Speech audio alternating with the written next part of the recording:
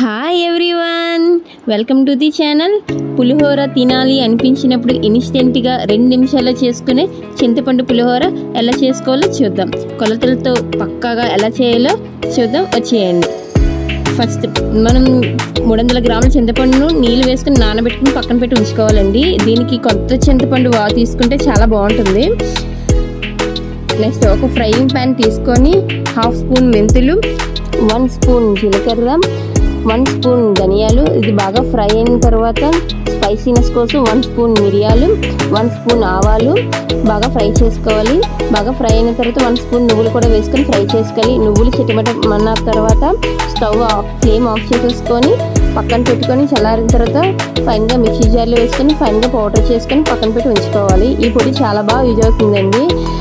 మనం ఎప్పుడైనా సరే పులిహోర తినాలి అనిపించినప్పుడు ఈ పొడి వేసుకొని తింటే మనం టెంపుల్ స్టైల్లో తిన్న పులిహోర టేస్ట్ అయితే వస్తుంది. నెక్స్ట్ మనం ముందుగా నానబెట్టుకున్న చింతపండు పల్ప్ నుంచి గుజ్జుని సపరేట్ చేసుకోవాలి. నేను ఒక ఫ్రైయింగ్ ప్యాన్ తీసుకొని అందులో ఫిల్టర్ యూజ్ చేసుకొని చింతపండు పల్ప్ నుంచి గుజ్జుని సపరేట్ చేసుకుంటున్నాను. ఇందులో నేను 100 నుంచి 150 ml వరకు వాటర్ యూజ్ చేసుకొని పల్ప్ నుంచి గుజ్జుని సపరేట్ చేసుకున్నాను. వీలైనంత తక్కువ వాటర్ వేసుకుంటేనే బెటర్ అండి. తక్కువ వాటర్ వేసుకుంటే ఎక్కువసేపు మరిగించాల్సిన అవసరం లేదు. పల్ప్ నుంచి గుజ్జు సపరేట్ చేసుకోవడానికి కొంచెం ఎక్కువ వాటర్ యూజ్ చేస్తుంటే కొంచెం బాయిల్ అవ్వడానికి కొంచెం ఎక్కువ టైం తీసుకుంటుందండి. నేను అదే ప్యాన్లో తీసుకున్న ప్యాన్ స్టవ్ పెట్టి గుజ్జుని మరిగించుకున్నాను. వాటర్ నియర్లీ 150 ml వరకు వాటర్ వేయటం వల్ల మరగడం టైం పడుతుందండి. మరిగిన తర్వాత చింతపండు గుజ్జు మరిగిన తర్వాత కొంచెం బబుల్స్ వచ్చిన తర్వాత అందులోనే 20 పచ్చిమిరపకాయలు, 2 స్పూన్ల రాళ్ళ ఉప్పు, 1 స్పూన్ పసుపు వేసుకొని బాగా కలుపుకోవాలి. కలిపిన తర్వాత చింతపండు మగ్గు బాగా మరిగిన తర్వాత 4 రెమ్మల కరివేపాకు కూడా వేసుకొని 1/4 స్పూన్ ఇంగు కూడా వేసుకొని బాగా కలుపుకోవాలి. కలుపుకున్న తర్వాత 30 గ్రామ్స్ బెల్లం తురుము కూడా వేసుకొని బాగా కలుపుకోవాలి. చింతపండు మగ్గు మరుగుతున్నప్పుడు కొంచెం పిలిపోకుండా ఉండడానికి దానిపైన మూత పెట్టి బాగా మగ్గించుకోవాలి. చూడండి చింతపండు మగ్గు ఎంత బాగా మరుగుతుందో. బాగా మరిగిన తర్వాత ఫ్లేమ్ ఆఫ్ చేసేసి పక్కన పెట్టి ఉంచుకోవాలి. నెక్స్ట్ ఒక ఫ్రైయింగ్ ప్యాన్ తీసుకొని 5 టేబుల్ స్పూన్ ఆయిల్ వేసుకోవాలి.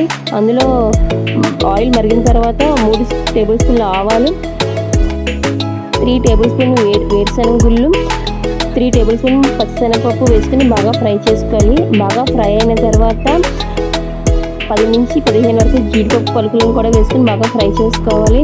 తర్వాత 1/2 ఇంచ్ అల్లం తురుముకొని వేసుకోవాలి.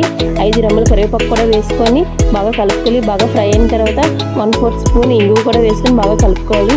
చూడండి ఎంత బాగా ఫ్రై అయిందో. ఫ్రై అయిన తర్వాత ఫ్లేమ్ ఆఫ్ చేసేసుకొని మనం మరిగిన చింతపండు గుజ్జులోని ఈ ఫ్రై చేసిన ఈ పలుకులన్నీ కూడా వేసి మరిగించుకోవాలి. ఈ పలుకులు ఈ చింతపండు గుజ్జు బాగా కలుపుకొని బాగా ఫ్రై చేసుకోవాలి. చూడండి చింతపండు గుజ్జు నుంచి ఆయిల్ సపరేట్ అయ్యేంత వరకు బాగా ఫ్రై చేసుకోవాలి. చింతపండు గుజ్జు ఈ ఆయిల్లో ఎంత బాగా ఫ్రై అయితే అంత బాగా టేస్ట్ వస్తుందండి.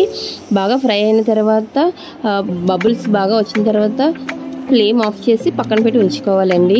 ఒక 10 నిమిషాల తర్వాత రూమ్ టెంపరేచర్లో కూల్ అయిన తర్వాత మనం ముందుగా చేసుకున్న పులిహోర మిక్సింగ్ పౌడర్ 5 టేబుల్ స్పూన్ వేసుకొని బాగా కలుపుకోవాలండి. మనం స్టార్టింగ్లో మనం వేసుకున్న పప్పులని 5 స్పూన్స్ మెజర్మెంట్స్లో యూజ్ చేసాం కదా, ఈ పౌడర్ కూడా 5 స్పూన్స్ వేసుకోవాలండి. బాగా కలుపుకోవాలి.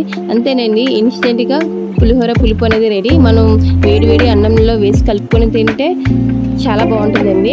నియర్లీ 3 months వరకు అయినా స్టోర్ చేసుకోవచ్చండి. ఇన్స్టెంట్గా చేయాలి అంటే అప్పటికప్పుడు పిల్లలు చేసి పెట్టడానికి అయితే ఈ ఇన్స్టెంట్ పులిహోర పులుపు అయితే చాలా బాగా ఉపయోగపడుతుందండి. ఈ వీడియో మీకు నచ్చినట్లయితే ప్లీజ్ లైక్ చేసి షేర్ చేయండి. Thank you for watching.